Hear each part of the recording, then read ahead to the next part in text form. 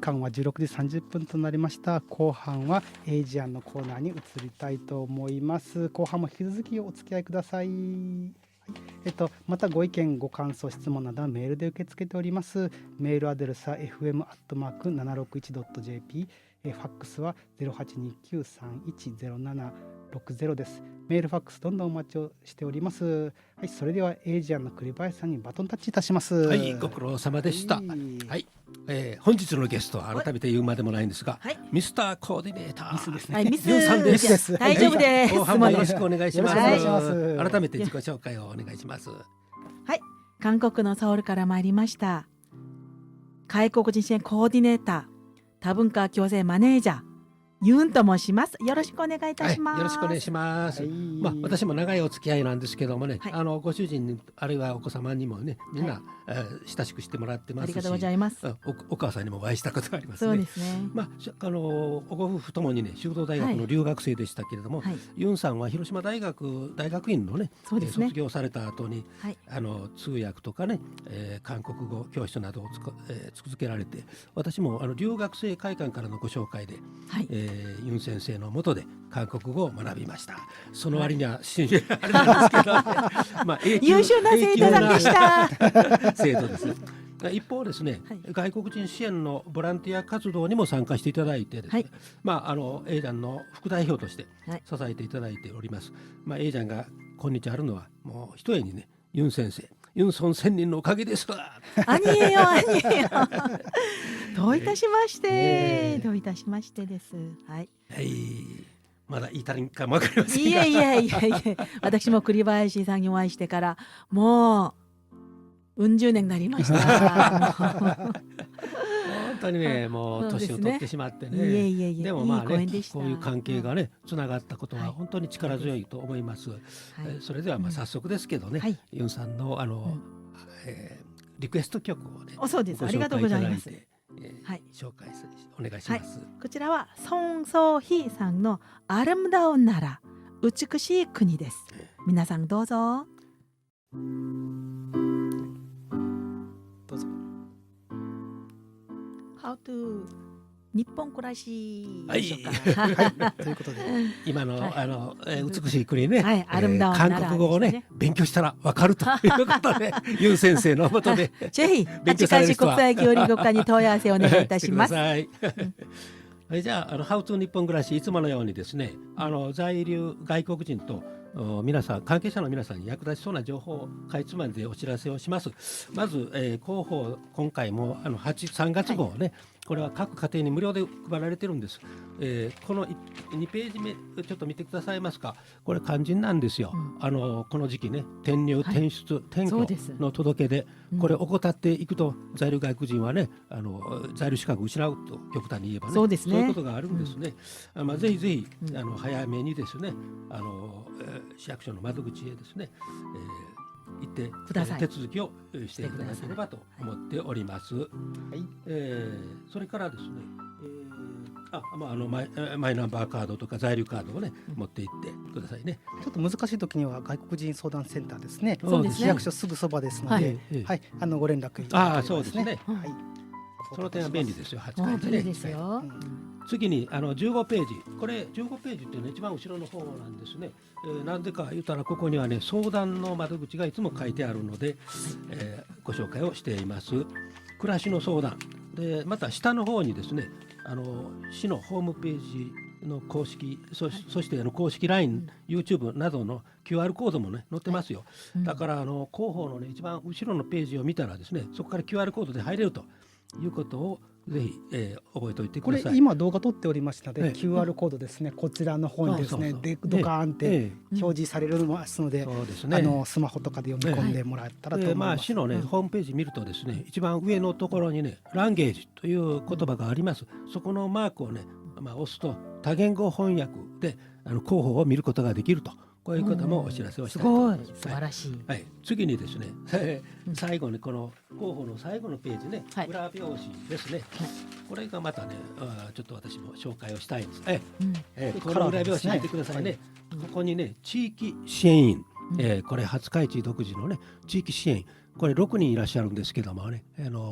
今の最近の方3人の写真だけ載ってますが、トップにはね東あゆみさんが載っておられます。この人はね元牧師なんですよ。13年かな。珍しいですね。そしてそれがあとねお子さんのいろいろ支援というかな、預かる施設とか、そういう児童会とかね働いておられました。で今まあこういうことでね、この方が久島の方に、地域支援員となって、本当にね家の子供を対象とするようなイベントとかね、いろいろ楽しくやっておられるんですよ。本当にね久島の人羨ましいですね。いい人が。他にもですね5人のね地域支援員がおられてね、それぞれの場所で頑張っておられます。これは1年更新の市の職員なんですけども、ぜひね更新されると思いますけど、地域ごとにね孤立しがちな在留外国人がいるんですけども、役所の窓口も遠い。だけどこの、地域支援員にねできれば接点を作ってね相談もしていただければと思っております。で最後にはいきなり今度は全国の話になってしまいますが、先ほど羽熊さんがご紹介いただきました、地域外国人支援コーディネーターと。そうです。これですよ。はい、こちらです。これがねまた新規募集しております。この趣旨はね入管といって一言で言うんですが、出入国在留管理庁という国の役所ですね。これが在留外国人支援のためにですね新しく作り出した制度なんですよ。でしかも日本国内でね、600人ぐらいね作ろうとしているわけですね。まだ1期2期3期それぞれ、60名ずつ50数名かな。まあそうですね。そういうことでまだまだ取っかかったばかり、去年から取っかかったばかりですけど、この理由はですねやっぱり日本にすでに中長期の在留外国人が400万人からおられるということなんですよ。でその外国人に対してですね、実は民生委員とか児童委員はゼロです。外国人で民生委員児童委員はゼロです。選挙権がないということからね推薦の対象になりません。それから裁判所、家庭裁判所、そういったところの調停員もね本当に少ないです。そういう現状の中でぜひね平素からこういった相談窓口、それから情報が得られるようにこの地域外国人支援コーディネーターというものをねやっぱり知っていただいて、今困りごとが抱えておられる人がおると思うんですがね、ぜひ地域の、コーディネーターに相談をしていただければと思っております。これがね、受講期間が半年ぐらいですけども、そして外国人支援の相談をあった実績のある方からさらに受講をさせて、で試験ですごく膨大な内容の勉強がありとんでもない毎回テストがあり、レポートがあり、そうですよ。これを、ね、その後1泊2日の研修があり、1期は広島国際センターの方から国際センターの方が合格されまして、で2期は廿日市市国際交流協会の羽熊さん、私です。ここにおります。3期はそして3期が昨日合格の届けが届きました。ユンと栗林です。続いております。なぜかね廿日市に3人揃っちゃったということで、ね、3人集まれば文殊の知恵ということですよ。私はね偶然ではないんだと。神が選んだ。そうですね。必然だ。だからやっぱりねこの際廿日市でこういったコーディネーターグループ真っ先に立ち上げてですね、やるべきです。廿日市にはねわずか2000人の外国人というんですけど、中間人口を見てください。昼日中本当どこに行ってもね交番の中外国人いっぱいですよ。そういう中でねいろんなトラブルがあると思うんです。そういうことにね向き合って本当に足が地についた活動をしていきたいなと思ってます。本当に3人ね、老人と外国人と若者、ちょうどそれぞれの問題を抱えてたちがいるので、本当にね話しやすいです。どちらでも構いません。本当に3人よれば文殊の知恵ですけれどね、本当に勉強会とかですね、ケーススタディとかですね、こういうようなさまざまな話をしてですねやっていきたいと思います。よろしくお願いいたします。廿日市からね情報発信をどんどんやっていってですね、ラジオとかですね、ホームページ、YouTube も使いながらですね、廿日市の知恵を皆さんに共有して差し上げましょう。そうですね、うんやっぱりね外国人取り巻く環境、そしてそのはいライフステージね、そうそれぞれにその都度悩みが大きいと思うんですよね。そしてその都度新しい窓口探したりね、いろいろ苦労しておられると思うんですけども、トータルでねワンストップでこの相談できる場というのがこの大きな意味があると思いますよ。あだからと広島県では4名なんですけど、私一応広島県では外国人1号ですから、外国人支援コーディネーターとして外国人としてはね、もう日本人の皆様と同じ投票の上に上がりまして、体格が違いながら横綱を倒したという、もう試ありがとうご験問題ざいますは全部日本語ですからね。はい、それをね、それを同じように乗り越えたんだから戦わせていただきました。ありがとうございました。それでねしっかり働いていただかないとそうですね。そうですね。エイジャンも前22年になるんですけども、初会長を中心に広島の方とか外国人の就学就労支援、それからトラブル対策とかですね、そういったことをやってきました。それも我々ねこの度コーディネーターにならせていただいたのでね、力強い支援をいただいたと思います。ところがね外国人にはいろんな方があるんですよ。で今いろいろ厳しい排外主義が出ていますけどもね、外国人帰れとかね、いろんな大きな声が出てますけどね、一般的にね外国人の方の犯罪率とかね、そういうものは低くなっている。そうですよ。そしてねオーバーステイもね、名古屋のね牛島さんの分かるようにね、ただDV 被害があったために学校へ行けなかったで在留資格を失った、そういう人がおるんですよね。だからそういう問題と、それさらにね子供が日本で生まれたという時にはですね、これが問題なんですよ。日本で生まれたらね日本の国籍がねすぐに取れない。これは日本は出生主義というのを持ってないからね。アメリカとかイランだったらね生まれたところの国籍をすぐ取りますよ。それだからねオーバーステイいうことはないんだけど、日本ではね生まれた時にイランである親の国籍をそうしたらね在留資格のない親で在留資格のない子、皆も揃って帰れと、帰国しろと、こんな格好になるんですかね。日本でなかなか生活して日本語でやってきた、これから就学就労しようとする子にとってねどんなに厳しいことかということがねやっぱり分かっていただきたい。いろんな方に優しい政策であったらいいなと思います。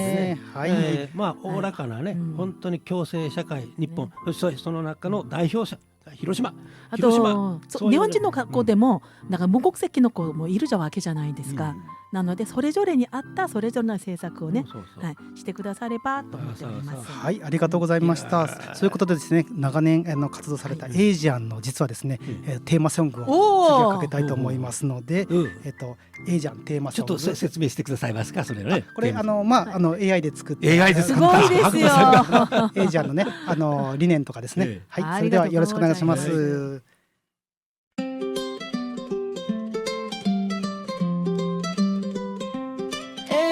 心を開いて手をつなごう、共生の架け橋みんなで作ろう、廿日市から広がる世界の仲間、文化の違いを分かち合い一緒に未来へ歩み出そう、異なる言葉が響き合い笑顔の輪が広がるとき、心の壁を壊してみせよう、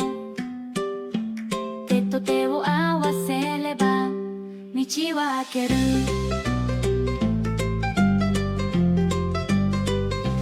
ええじゃん心を開いて手をつなごう、共生の架け橋みんなで作ろう、広島から広がる世界の仲間、文化の違いを分かち合い一緒に未来へ歩み出そう、地域声に耳を傾け、共に育むこの場所で、トラブルだって乗り越えてゆこう、支え合う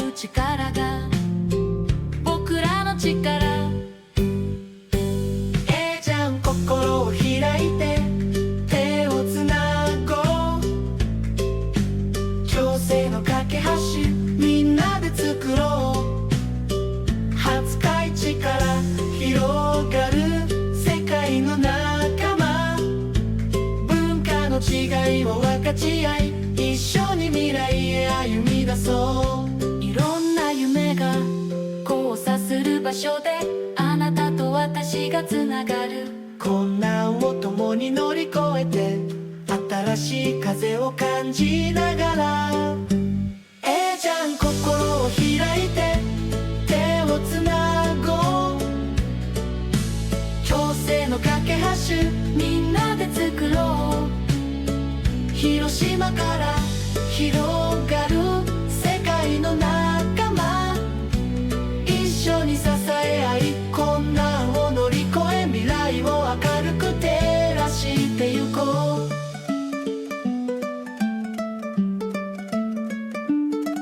じゃん心を開こう。共生の中で手を差し伸べて共に歩こう。この廿日市の街で愛を育てながら明日の希望を作り出そう。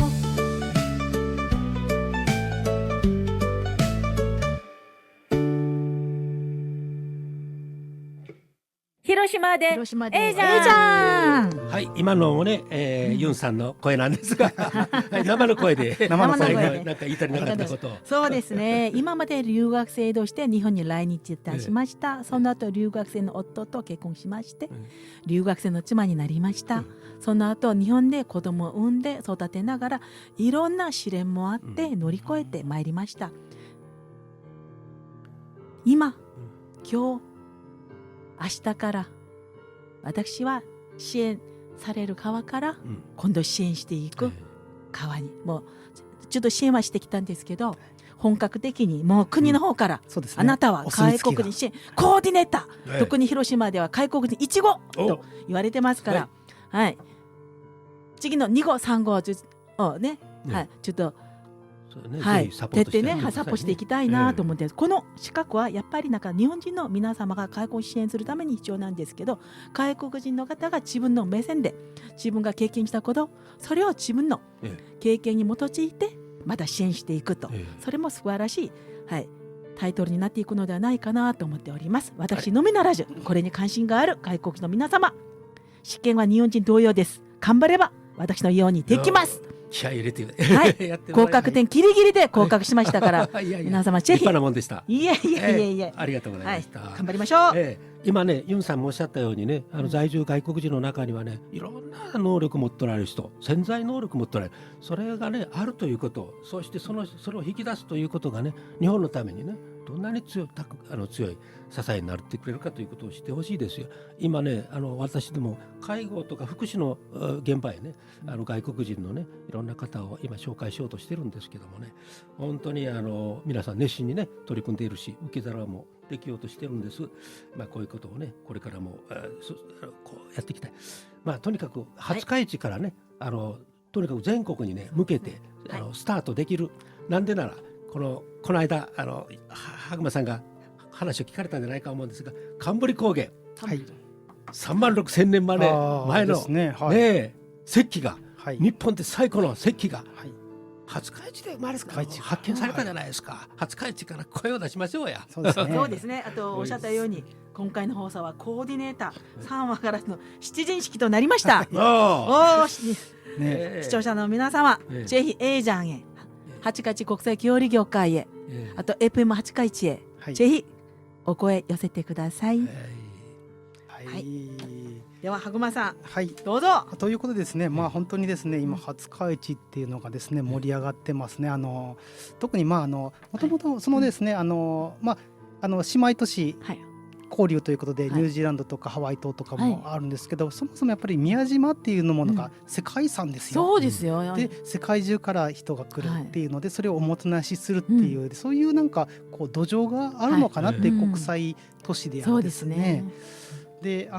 それでだからこそね今ね廿日市っていうのがですね、人口も広島市とかは減ってるんですけれど、廿日市とか増えてますね。東吉島市は増えてますし、とても子育てにいい町です。そうですね、子育てですね、うん大野地区なんどもですね、人が増えてますし、あと前半でちょっと紹介してましたけど、地御前おー、そうですね。公民館とかですね、市民センターで、はいが主体となって、はい多文化共生のね、はい優しい日本語講師をそうです。やったりとかですね、すごいいろいろな活動が、出てるなとえ思っております。はい。はい。ということで、あとはそうですね、まあ、はいあとはこの FM 廿日市もありますし、あと国際交流協会外国人相談センターがあって、はい市役所があって、エージャンもありますエージャンがあって、そうです。ここにそうです全てがですね、そこにユンがいて、芝居師がいて、ハグマさんがいるじゃないですか。まあ、それをさらにね、うん SNS でね、はい手軽に、うんスマホでさっとはいろいろ情報はい交換できるということをね、知ってもらいたい。はいええじゃん SNS、はいこれでぜひね見てください。スマホで。そうですね、YouTube チャンネル広島でエージアンからお聞きいただけます。はい。でそろそろ、お別れの時間です。またご感想をもらえればと思います。先ほど申しましたように、この放送はですね、アーカイブ動画にして YouTube チャンネル広島でエージアンからお聞きいただけます。はい。次回もですね、来月第2火曜日の午後4時放送です。夢タウン廿日市3階 FM 廿日市 A スタジオからお送りいたします。ということで、本日はありがとうございました。ありがとうございました。最後にユンさん、はい、ありがとうございました。감사합니다。